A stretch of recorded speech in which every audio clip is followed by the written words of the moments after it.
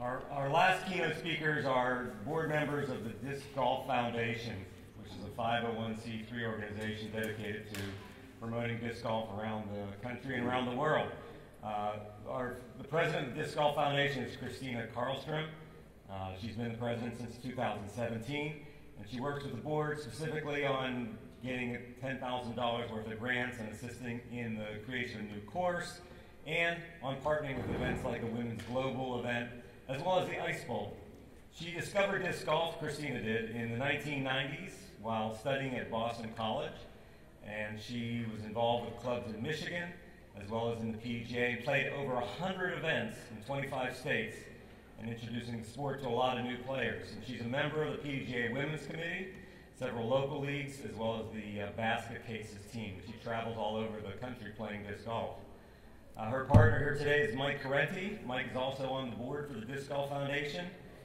He works for the foundation to establish new partnerships and growing existing ones, and coordinate pass-through opportunities for the DGF. We'll talk more about that. Mike discovered disc golf in 2009 when a friend of his invited to play a round at Cliff Stevens Park in Florida. Mike lost 3 of the 5 discs that he bought that day. He got hit with a drive in the face, but he fell in love with the sport anyway. And he and his wife moved back to Baltimore in 2012, and their lives changed in 2016 when they lost their child, Maggie Sophia. And in 2017, Mike and his wife raised $15,000 to create a disc golf layout in her honor at Druid Hill Park called Maggie's Run. Now, they now run an annual tournament there in her honor called the Maggie Sophia Memorial, and in 2018, the inaugural year, they had an 86-player field, raised $7,000 for the palliative care unit at Johns Hopkins Hospital. This year, that memorial tournament has sold out. It's a 144-player field and will be the biggest tournament in Baltimore's disc golf history. From Christina and Mike. Thanks, Jay Gary. And thank you, Pittsburgh Flying Disc, for having us. We are really, really excited to be here with all of you today. When we had the opportunity, we didn't want to pass it up, and I'm really glad we didn't, because we had an amazing time out there today. Met some new friends out on the course, and played this beautiful place. Did you guys have a lot of fun today? Yeah, it was incredible, wasn't it? So my name is Christina Karlstrom, as Jay Gary mentioned, and I'm originally from Michigan, and we don't have a lot of the big hills like this, so it was just unbelievable to me. But as Jay Gary mentioned, I discovered disc golf in the 90s, and back then there weren't a lot of women, and so what Carol shared was just, it really hit home, And I actually found out about the Disc Golf Foundation back in 2017 when we got appointed to the board by looking at the PDGA site and seeing the call to action. And I thought, oh my gosh, this looks like a great way to be able to get involved and give back to the sport, because it's incredible. I mean, just like what we experienced today, the feeling that you get from meeting others and the camaraderie out there, as well as the healthy aspect, right? So I think I got 36,000 steps in today. A lot of walking. But, when I joined the board, I really wanted to be able to give back to the sport. And I'm really excited to be able to share with you a little bit of information about the Disc Golf Foundation, and hope that you come to our event tomorrow as well. I do want to invite Mike up here just to introduce himself really quick before we get started. Hey guys. Whoa, I have a loud voice. So Jay Gary introduced me. The big thing that I would say about the Disc Golf Foundation and why I got on the board is because, that mission statement right there is giving doing stuff yourself and helping grow the sport is great, but when you can empower someone else to do it, there's nothing better than getting other people and raising, the high tide raises all boats, right? like getting other people involved and getting people to understand how to grow the sport, run events, raise money for different causes, help clean up the course. The more people you can personally get involved, not just yourself getting involved, to me that's how we really help elevate the sport and grow it in a very meaningful way. So again, when I saw the call out, I was just like, this is a great opportunity to grow the sport at a really meaningful level and get a ton of people involved. So we're excited to talk to you guys about the foundation. So now, how many people, with a raise of hands, have heard of the Disc Golf Foundation? Wow, it's more than I thought. All right, I love it, I love it. Okay, well, I also saw a lot of hands that weren't raised, and so we're going to share with you a little bit about the foundation. We are a 501c3 charity organization, and our charter is really to help empower those to bring the joy of disc golf to the world, right? And we do this through several different ways. We focus through the advancement of sport, education, and cultural endowments. So what does that all mean, right? So what we do is we support various initiatives that actually really bring disc golf to very diverse populations, or we also help with the cleaning, the maintenance, or the improvement of various disc golf facilities out there. And another important piece that we do is we focus on the culture. One thing that's really exciting is that we still have a relatively newer sport, right? A lot of the people who really started disc golf are still able to tell their story, and we can build the history. And so we're going to talk a little bit about that today. So some of the initiatives that we're going to really focus on is some of the different programs that we have. So we have a matching baskets program, which Mike is actually going to be talking quite a bit about today, and then we're going to go into further detail during our workshop tomorrow.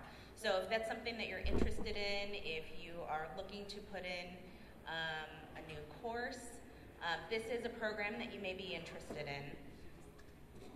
We also have a program for directed donations. Again, this is something that Mike's going to be talking about a little bit today, and then we'll go into further detail tomorrow. But it is an opportunity for clubs and different groups to be able to leverage the 501c3 charitable organization to be able to help with different projects that they're working on. We also have special events. So our special events range in different programs. So we worked with the Women's Global Event and the Women's Committee to do some fundraising. From that fundraising effort, we were able to partner with Throw Pink and provide equipment so that Throw Pink could do an event with the Girl Scout troops to grow the sport. We also do partnerships with various organizations like the Ice Bowl, which is something that I know Mike worked on 2 years ago. And we also have a new program that launched last year in October. Well, we selected them in October, but it's our grants. So last year we were able to award almost $10,000 in grants to individuals who are looking to grow the sport and bring it to their local area. We do have some information on our site if you're curious about what those programs were. And we're really excited to share with you that we're going to be bringing the program back again.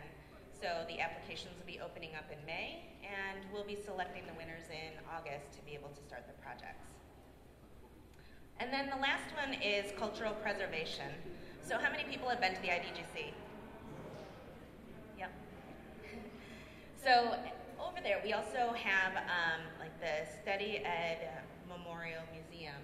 That's one of the projects that DGF has worked with to help fund, and we have a virtual tour that we'll be taking you through tomorrow during our workshop. We also have a virtual tour of the Traveling Museum that we partnered with Jay Gary on, and we'll be showing you that tomorrow.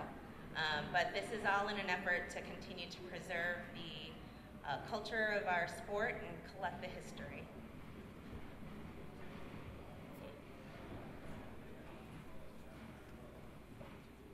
All right, so the Matching Baskets program. Currently, we've partnered with 4 organizations. You can see them on the right-hand side. Without their support, this program wouldn't be possible. So can we all just give a huge thank you to these 4 manufacturers who've supported us in this? So basically, the way the program works, we have an application online, a course or a club, or even an individual who wants to put in a club potentially, city parks, university. They apply through our website and they fill out an application to receive this Matching Baskets grant. And there are stipulations. You have to have a course plan, you have to be working and at least have a design. Doesn't have to be a professional course designer, but we will, help review the design and make sure. We can't certify it for safety because that's, legal stuff. But, we look at the course design, make sure that, we're okay helping fund a course and make sure there's enough room for a course there and things like that. And it also has to be open to the public. So sometimes places want a private disc golf course. Obviously, that doesn't help grow our sport if it's a private course and getting new people into it. It's not that private courses aren't great, but it wouldn't fit our Matching Baskets program grants.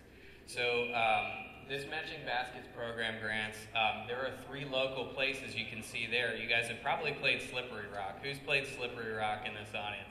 Okay, that was a part of the Disc Golf Matching Baskets program.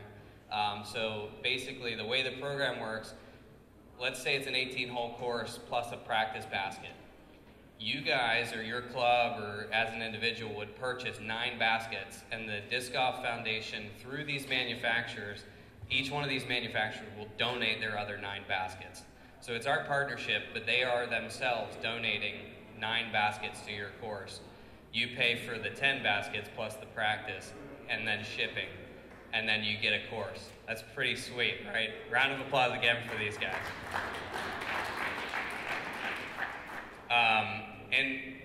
Messiah, Elizabethtown, these are just some examples of the Matching Baskets program. It's a really great program, and actually the virtual tour that you guys just saw, like the one screenshot of, it's a full 3D virtual tour, but this Matching Baskets program is run by one of our board members who created all these virtual tours and does a ton of research on disc golf demographics, because one of our big initiatives is to grow disc golf in geographically underserved populations. So you had mentioned, right, there are a lot of areas in this country where there are a lot of disc golfers maybe, but they don't have access to a course. I was talking to you guys, the closest course to you is like 55 minutes away.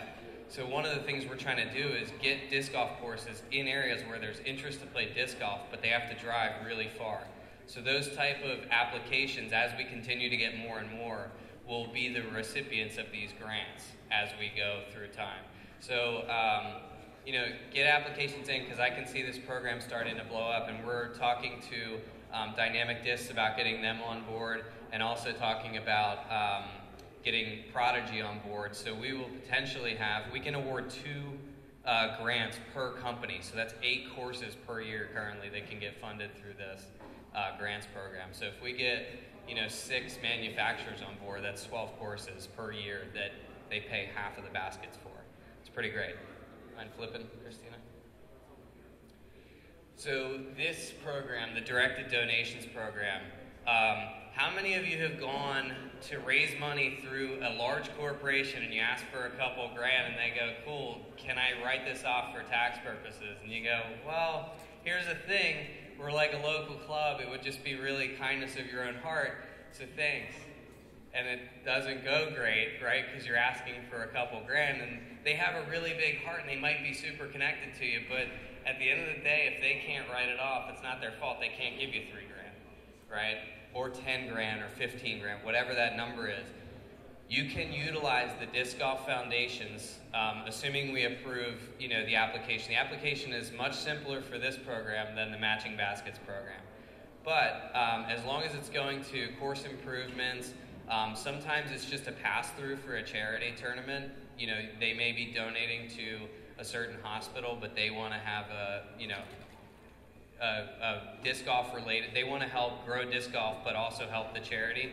They can funnel donations through us through certain tournaments and things like that if they don't have their own 501c3 status. So you can utilize the Disc Golf Foundation's 501c3 status to solicit larger corporate donations, and they donate to the Disc Golf Foundation, and then we disperse the funds less 5%. And so we take that 5%, fund some of our grants with it, we do all of our initiatives, and we try and stay as lean as possible. With everything we're spending, it's just the 7 board members, so we don't have a staff, we're not paying any salaries. All this stuff is volunteer work, so all the money we raise is really spent on growing the sport. So thank you. Yeah. So here's our mugs, because it's more than us. We have Christina Karlstrom, who you met. Dustin Locke is a professor at Claremont McKenna College, and he's our sociologist, psychologist? Philosophy. He on our board calls is the guy who kind of plays the, not antagonist, but the devil's advocate nonstop. It's great. You need that guy. He has added a ton to the board just from, structure and process standpoint. Sean Risher, who's our treasurer, he's an amazing person. He does a lot with the EDGE program, and he's also working for, he was with the Savannah Riverkeepers with the nonprofit, but he's a development director for nonprofits, so has fundraising experience. You have me, which this was a photo shoot with my kids, so that's why we're going to do these photos again. Craig Nettleship, who's also Team Innova alongside me. Craig Nettleship is involved with, he was with Wells Fargo Bank as a, he looked at loans and did risk assessments on loans, so he brings a lot of business savvy to our board, fundraising. And then Derek Tunn, he owns a company called Map Formation, so he does a lot of work with DGA and the T-signs. So, pretty much if you play a DGA course and you see the DGA T-signs, it's Derek Tunn who did all the graphic design work for those T-signs. So he brings a lot to us from a research and course history, and Christina actually herself is big into like disc golf history, disc golf magazines. So we have a really diverse board that all comes from different professional backgrounds. And I myself sell software during the day for a company to large enterprise level nonprofits. So clients of mine are Arthritis Foundation and the Cystic Fibrosis Foundation. We're talking to the American Heart Association. So, just the sales experience that I bring to the board, and for whatever that's worth, not entirely positive. It's a really great board. We all have different strengths and leverage each other. And this is the other thing. We are looking to fill a board seat. So there's not a formal application process, but if you know somebody who may be interested in getting on a national board, who you believe has the skills that could add to a board, please reach out to us. There's information. We're going to pass around a bunch of flyers if they haven't already, but flyers and stickers.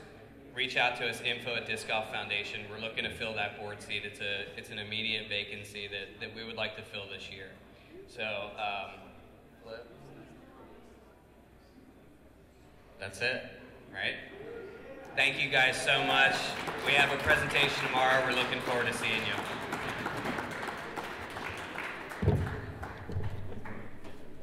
Thanks, Mike and Christina. Thank you, everybody, for your attention.